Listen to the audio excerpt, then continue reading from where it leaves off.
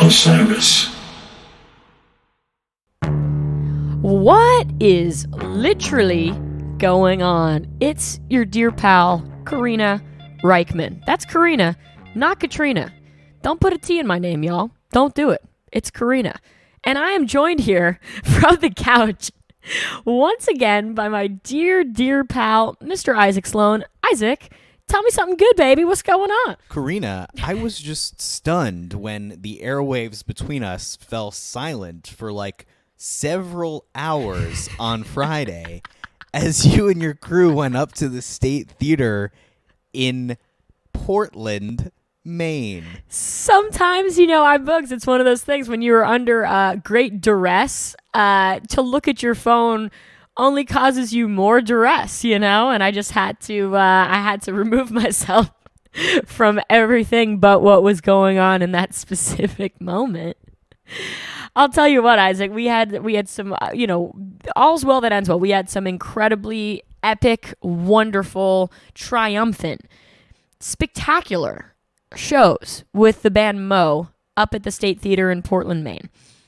Really a beautiful time, a great band. We talk about them a lot. They have undergone a lot of personal stresses and, hardships in the last few years.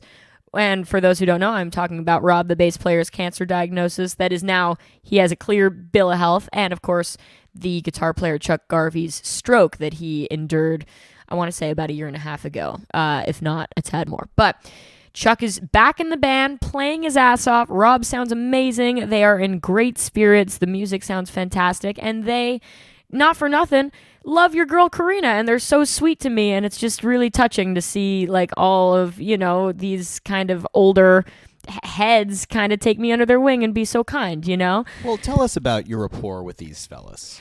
I first met Al Schneer and Vinny Amico back when I was maybe 22, young, freshly in Marco's band and playing what they call an everyone orchestra gig, I would say, which for those who don't know is led by a gentleman named Matt Butler, who hails from the Pacific Northwest and is a lovely man who puts on a suit and a hat and directs a kind of bevy of jam band musicians through kind of guided improvisation, if you will, where we're up there on stage, not a thought in our minds, and he has a little whiteboard where he writes prompts for us, like volcano, or funk in C, or dissolve, or whatever it might be, and we have to, he shows the audience, he shows the band, and we have to musically interpret that. And it's honestly,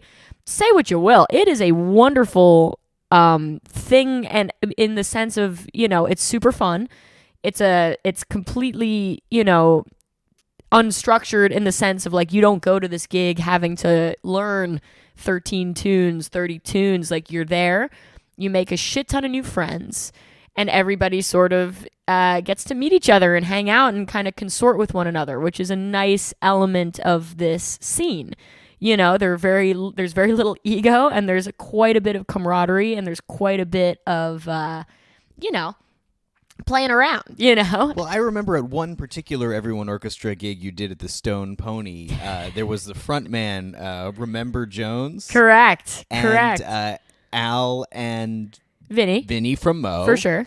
And you kind of, on the spot, developed an original tune called Bad Wine, which has stayed around in our repertoire. By our, I mean just Isaac and I here, singing it to each other on the couch pretty often, I would say, right? I think about Bad Wine a lot, yeah. So this guy, he's a singer in this band called Remember Jones, right? And it was, by the way, there was some heavy hitters in that band. There was also Vernon Reed from Living Colour, the guys from Mo.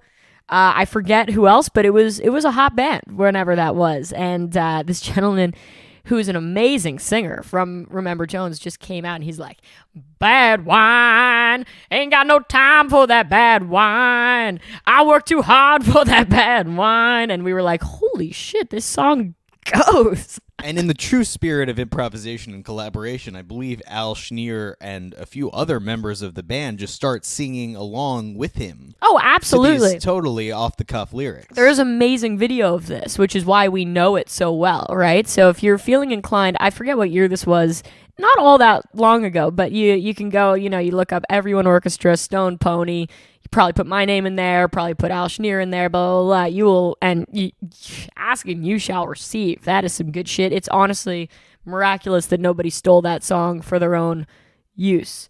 Or maybe I think someone it could did. show up in your set. We've been talking about that for years. It really, I'm going to have to ask Remember Jones for forgiveness there. Or, we'll see what happens. But yeah, no, I agree. I definitely agree. But back to the Mo guys, I definitely, have had sort of, those guys became my pals sort of through that. And then my dear friend Lindsey Brown became Mo's manager in, I want to say, 2018, 2019. And then I played Mo down in 2019, where there was, yet again, I think it was an Everyone Orchestra or just a big old jam. I remember being on stage with all of Mo. Like, Rob and I played double bass, and it was, I sort of met the missing links there, if you will, which was awesome. And I don't know, I've played, I've opened for Mo with Marco up in Albany, and I opened for them yet again last summer at the Jersey Shore. It's one of those things where, like, when I actually rack my brain about it, like, I have done the Mo Fest, and I've played Summer Camp, which is sort of half their festival. So when you really think about it, I have done quite a few gigs with Mo, which is kind of funny, Well, also, how about tell us about the State Theater? Because, Portland, Maine, I know you feel very fondly about. And this is a very big room. Amen, Isaac. So, I was thinking about this as well. I literally play Portland, Maine so much more than I play New York City. Like, in the last year, like what I just did over the week, like that was maybe my sixth or seventh show in Portland, Maine in 1 year, which is absolutely flabbergasting because it is 5.5 hours away from where I live and a very specific small town. You know what I mean? Or, it's not a small town, but it's smaller than where we live, and I have a particular fondness for it in lots of ways. I think, the food there is exceptional, beyond exceptional, honestly. And I've traveled far and wide across this country. I've got some miles on me. You know what I'm saying? This one restaurant called Eventide is my favorite restaurant in the country, and I hold to it. To me, nothing gets me more excited than sitting down at Eventide. And I get like fully cracked out of my mind off of their food there. And anybody who's eaten with me there, which, the numbers are rising, can attest to that. And the poor wait staff, just kidding, they like it because I just become very boisterous and, it's a wonderful establishment. But honestly, just, New England sort of vibe, but not Boston-y in its way, you know what I mean? It has like sort of a nature-y thing on the, like there's a lot of lakes, there's a lot of like, and the town itself is just extremely traversable. People are incredibly nice.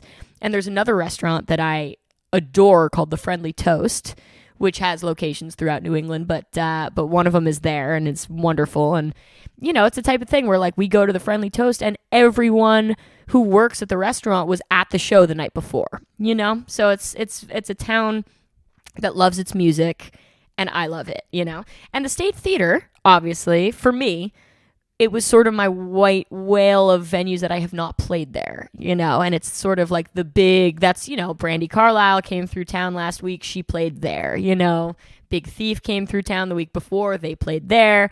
It's where the sort of bigger touring acts end up, And there's a place called Thompson's Point, which is their sort of outdoor answer to it, which I have had the privilege of playing twice.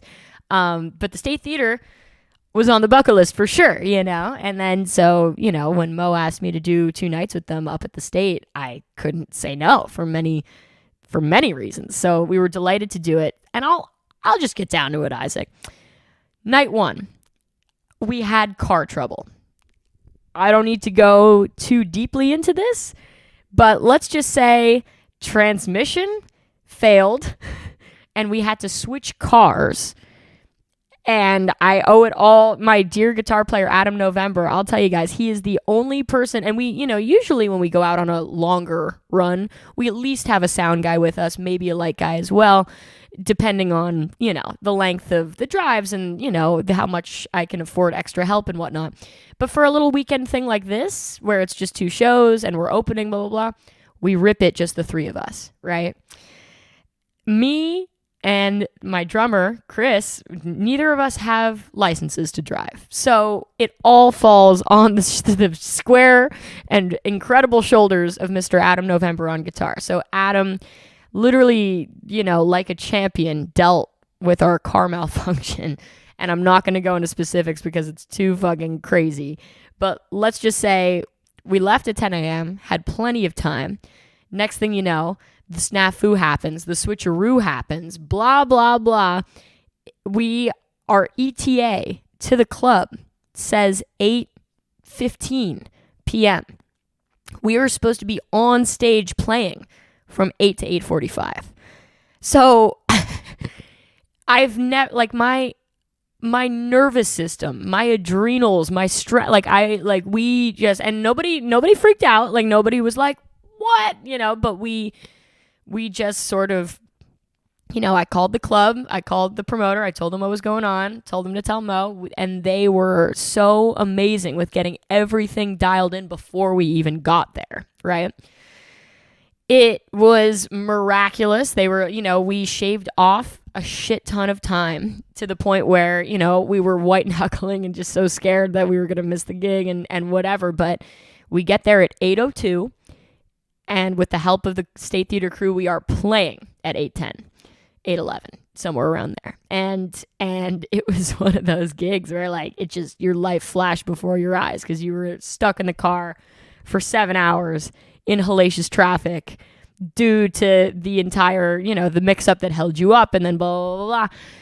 It's one of those things. It's one of those things I'll never forget. And I still think my nervous system hasn't quite recovered from it because that amount of just oh my God, we're gonna miss the gig. Oh my, what is gonna happen? It was so palpable and so screwed up and just I don't wish that feeling upon anybody. But then sort of the way you feel afterwards when you realize you pulled it off, kind of flipping it in the whole opposite, whatever's going on with the dopamine receptors and the synapse, it was overwhelming. And once we realized that we had a gig and pulled it off and it was epic and the crowd loved it and I did my mini version of this story live, they went wild and it was incredible. And I mean, can't make that shit up. And then the next day, it was relaxed. We went to this restaurant, Eventide, with Vinny Amico, the drummer. It was wonderful. We had a sound check. Can you believe that?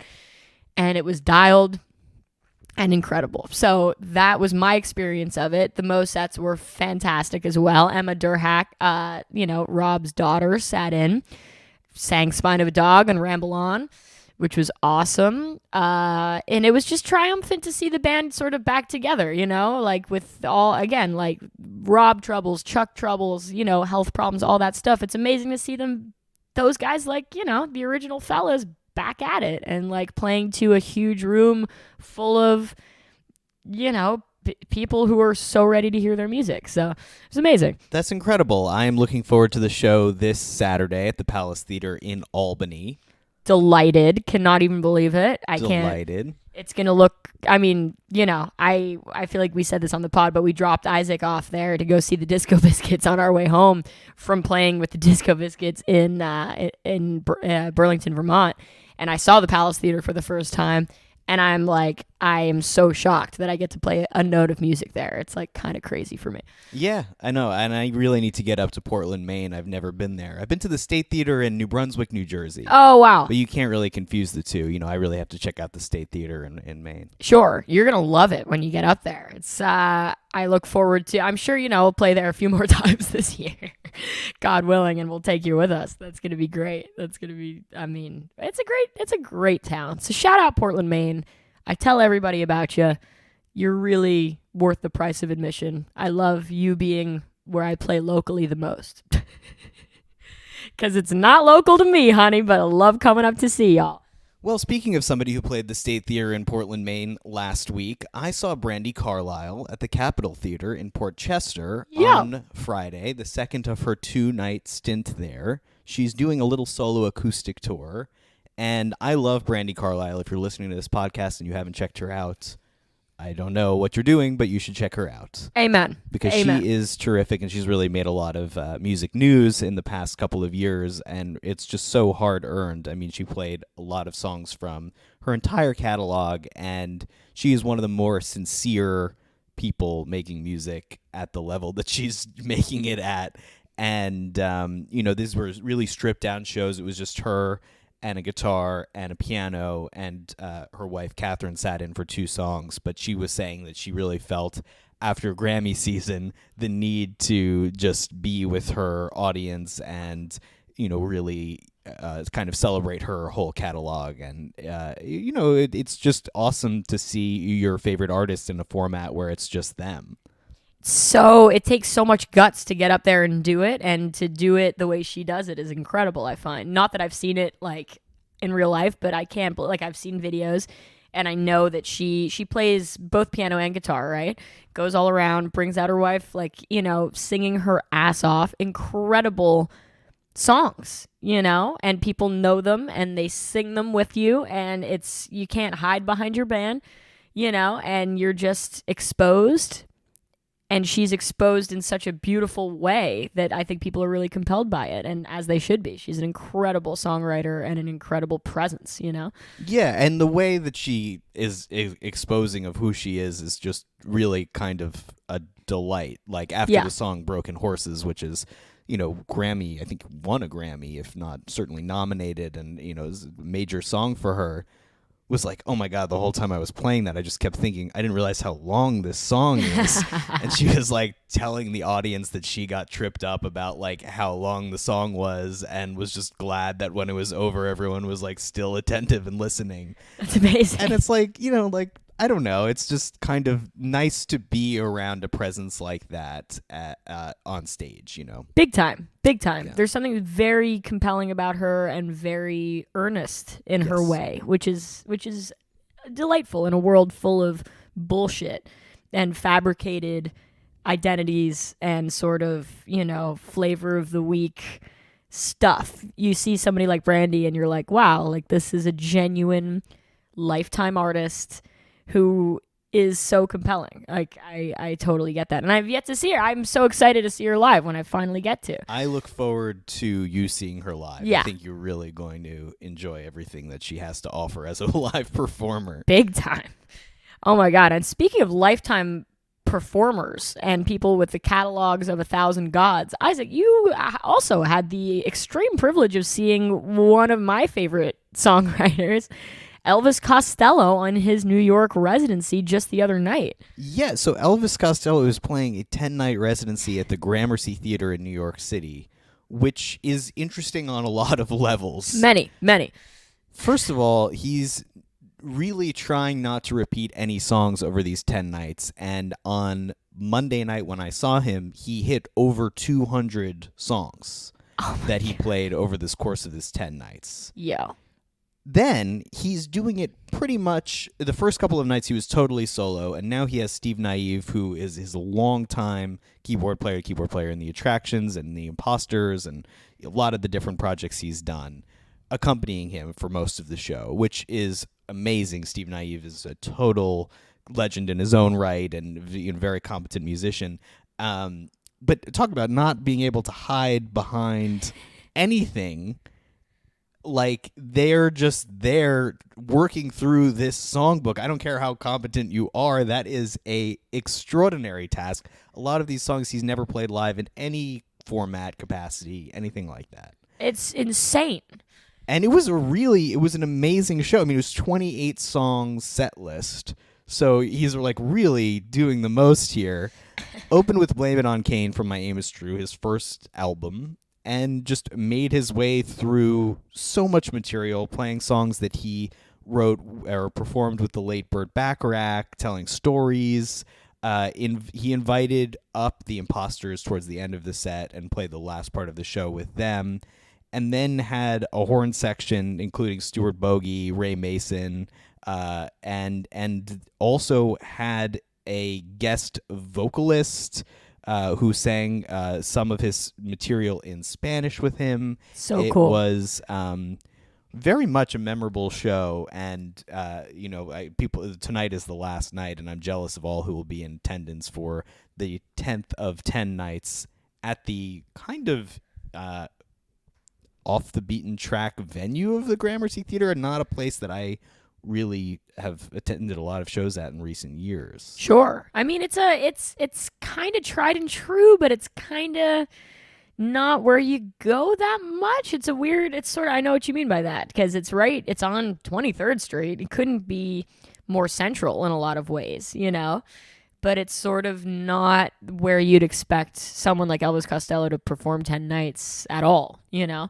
Very interesting. And he has 600 songs. Over 600 songs. I had breakfast with our mutual friend Steve Bender yesterday, who we were a good 30 minutes into our visit, and he was like, "Well, you're never going to believe this, but I saw this amazing Elvis Costello show last night." I was like, "Oh my God, I was there too."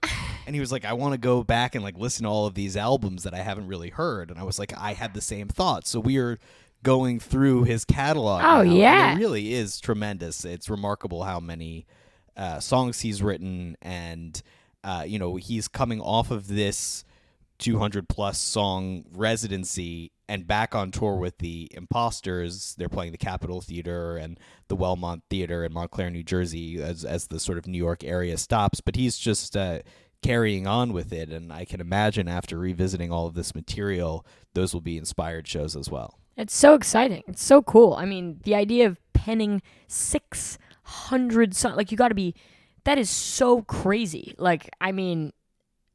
There's few things that are crazier than that to me. That's so intense, and it's so cool that he's just every night, 28 songs, 30 songs, just getting it going over the course of 10 nights. It's really, I'm jealous. And of course, tonight's the last night, and I won't be there, R.I.P., but man, I love Elvis Costello, and I'm so glad you got to see it. Isaac, you're going to see yet another fucking legendary act tonight. You are going to see Jack White at Brooklyn Steel. I am. He has been on the Supply Chain Issues tour. And I haven't seen Jack White in quite some time. I'm a very big fan of the White Stripes and the Rock Hunters. Those are my two favorite projects he's been a part of. But he's put out 3 albums in the last little bit. Sure. And is playing some more intimate pop-up kinds of shows. And yes, tonight it will be at Brooklyn Steel. I will have more of a report on that next week, but I know we wanted to just talk a little bit about Jack White as kind of an anomaly in his own right. I think there's kind of a theme to this episode. Certainly. About real kinds of anomalies in the music. And he has captured the eyes, ears, and hearts of many, doing whatever he really wants and being an incredible guitar player and a very good songwriter all the while. But also, kind of reinventing himself a number of different times, doing things like playing major music festivals and arenas, and then playing smaller clubs and doing new projects and opening Third Man Records, and, acoustic album just came out. Yeah. He's done a lot of things, and also not really marketed himself for that reason. Sure. He's kind of distinctly Jack White all the while. It's a really interesting thing, this sort of incredible reinvention of yourself. And it's not even a reinvention. It's just you sort of feel this sort of palpable marching to the beat of your own drum, doing what you want to do, having so much force of will and joy in what you do that you're larger than life within yourself. You know what I mean? And that's sort of kind of what's appealing to me about Brandi Carlile as well, in her own way, of course, very differently, and Jack. And it's really kind of amazing to see these artists who are lifetime artists. They are doing this till the day they drop dead, you can tell, you know what I mean? And they just do what they want. I know that sounds crazy, but it's just fucking, it's a palpable, amazing sort of force. And Jack is kind of super emblematic in that way to me, of somebody who's I love those Raconteurs records, right? Love them. and you're listening to them and you're like, you know, the same guy wrote Seven Nation Army. Like the same guy wrote The Hardest Button to Button, like, you know, and just, you know, and I Cut Like a Buffalo, and like all of the, you know, some of those Dead Weather tunes are so amazing and different, and the acoustic stuff is different, and Lazaretto, you know what I mean? Like, it's just like he goes down the list in terms of just like making tunes that sound a little more like this, tunes that sound a little more like that, doing it with this assembly of, you know, musicians and that one and whatever, and it's an amazing thing to behold and to be alive in the same time as Jack White, you know?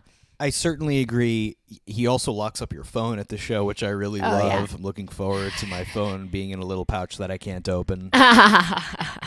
He's really committed to music and you know, through the ups and downs and twists and turns. And that in its own right, I feel really makes him special and kind of honored to see in any room.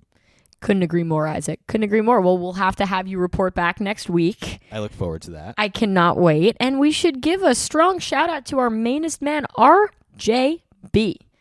Terrific. What the hell, dude? Producer of all things Osiris Media. Not a doubt about it. Thank you, RJ. And we're just, you know, we're just out here so stoked to have a streak going here of inappropriate happiness episodes, one after the next. Isaac, this has been a true delight, my friend. Thank you for leading us through all this amazing shit. Can't wait to do it again next week, honey. It happiness. Bye-bye. Bye-bye. I've been jumping turnstiles, hailing taxis with intent. Do you need directions? I bet it's not where you from. Osiris.